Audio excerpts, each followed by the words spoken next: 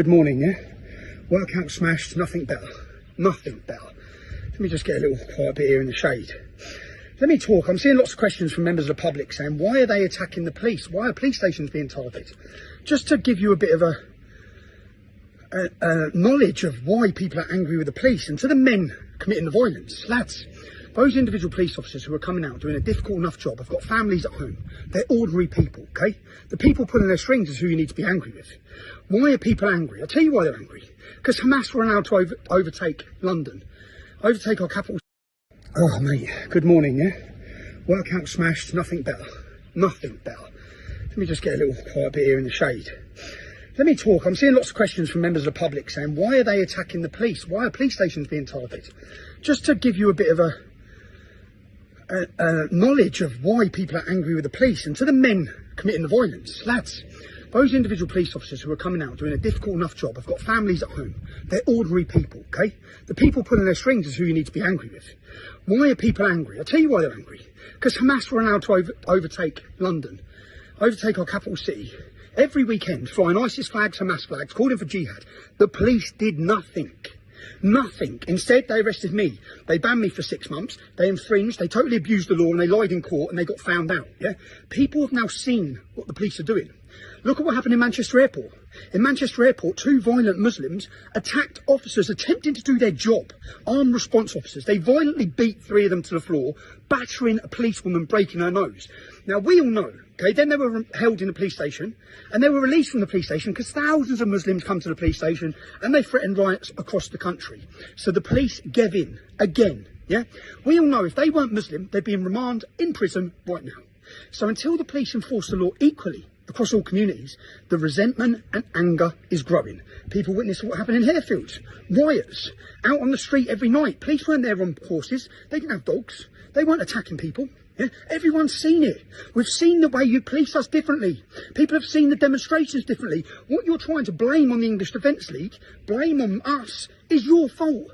You've caused this resentment, treating communities totally differently, coming down on a ton of bricks on certain communities and allowing others to rape and pillage their way through this nation.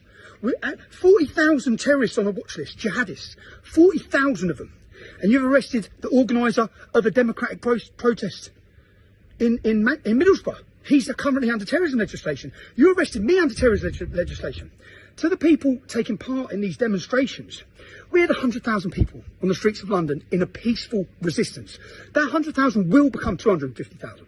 250 will become 500,000. A peaceful revolution is brewing in Great Britain. A peaceful revolution. To the men in these towns and cities, and to the police, the establishment, in 2009, when we took to the streets in Luton over the attack against our armed forces, when we attempted to have a peaceful demonstration, you kettled us, you attacked us, and you charged us on police forces. Did that work? No. Our 250 people turned to 1,000 with balaclavas on. Yeah, you created Tommy Robinson that day, and in your actions in the last 3 weeks, or not since October 7th, you've created thousands of Tommy Robinsons. You won't crush people like this. Okay, people, and to the lads taken to the streets in the towns and cities today, these young boys need leadership. Take their balaclavas off, take their masks off. They're going to get years in prison. Okay, it's not helping the cause. Do you know what we need right now in Britain? What we're going to need, what your grandkids are going to look at what's happening now, and that you want to ask, was it a mob of coked up, drunk Englishmen, or was it a resistance of dedicated, fit, healthy, ready British resistance? Because that's what's needed. Lads, you need to get in the gym. I don't want to sound like I'm preaching, but we need to be ready for what's coming, okay? Look, what we've witnessed since October 7th is like the trailer to a movie. The movie ain't even started yet. You see the rapes, you see all these migrant hotels, they're not slowing them down, they're speeding them up. They're flooding our country, yeah? We either win this battle, where we don't become minorities and don't see every town and city in this country taken over by hostile jihadists, rapists, criminals. Yeah? That's one outcome, or we win. Through peaceful resistance, we cause a revolution in this country, and the public are ready for it. Everyone's ready for it. Yeah, the time is now. The time, and lads, up and down the country in the towns and cities, these young boys are looking for leadership. Okay, we had peaceful demonstrations in London because we had leadership.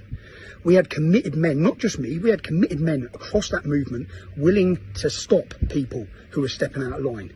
You need this in your towns and cities. Well, man, you need this now in your towns and cities. So family putting their hands up, going like that. Everywhere I go, right? The public opinion's changed, lads. But please, man, there's young boys there. They're angry. I was angry. I said in 2009, we put balaclavas on. We knew nothing else. We were angry. We were forgotten. We were neglected. Our town was being taken over. Our daughters were being raped. People are feeling the same. But we're on the verge of something massive where we've won the hearts and minds of the public. Don't undo that, yeah? So, lads, in every city across this country, control your boys, man. Control them, direct them. A peaceful resistance is growing. But to the people asking questions of why this is happening is because of a two-tier policing system which has attacked English people and a government who has declared war on them, who has not sat there. You know, after every riot, George Floyd, a criminal, gets killed, and our leaders, the capital burns, cities burn, people are attacked, 30 deaths in America. All this happens. What do the leaders say of our political groups? They come out and say, we understand your anger. We understand it. Well, don't you fucking understand ours? Don't you understand when they're raping their way through our towns and cities? When our daughters in every town and city are being raped?